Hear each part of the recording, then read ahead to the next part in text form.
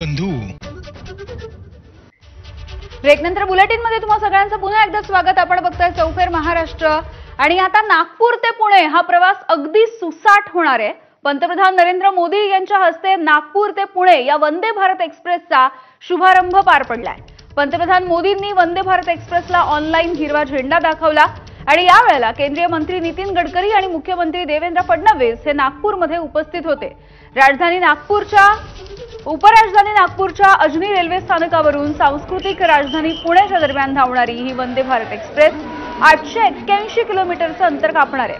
विशेष म्हणजे या वंदे भारतला महाराष्ट्रामधील महत्त्वाचं तीर्थक्षेत्र असलेल्या शेगावमध्ये सुद्धा थांबा देण्यात आलाय। त्यामुळे इथे जाणाऱ्या भाविकांसाठी ही ट्रेन अत्यंत महत्त्वाची ठरणार आहे।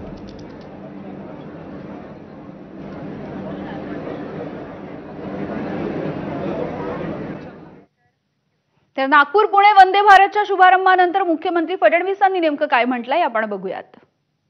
अहिल्यानगर ते पुणे आणि अहिल्यानगर ते संभाजीनगर हा सगळा औद्योगिक पट्टा आहे आणि त्याच्या पलीकडे पुण्यावरनं आता ज्या लाईन्स आहेत 3 लाईन आहेत त्याच्या 5 लाईन करणं चाललेलं आहे। तिथनं JNPT पोर्ट अशा प्रकारची कनेक्टिव्हिटी करावी अशी आमची चर्चा जे मीणा साहेब आहेत तिथले प्रमुख मध्य रेल्वेचे त्यांच्याशी झालेली आहे आणि ते जर आपण केलं तर एक नवीन फ्रेट कॉरिडॉर आपण तयार करू शकू।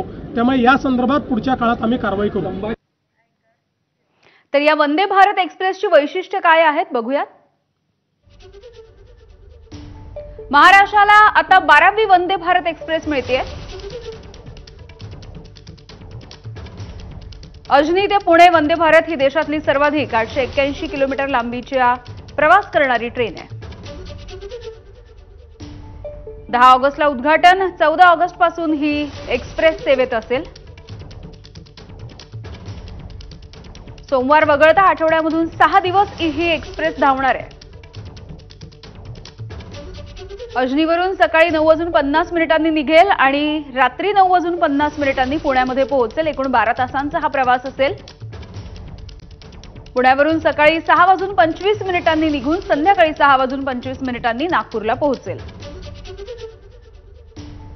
तिकिटांची किंमत साधारण 1,500 ते 3,000 रुपयांच्या घरात असेल।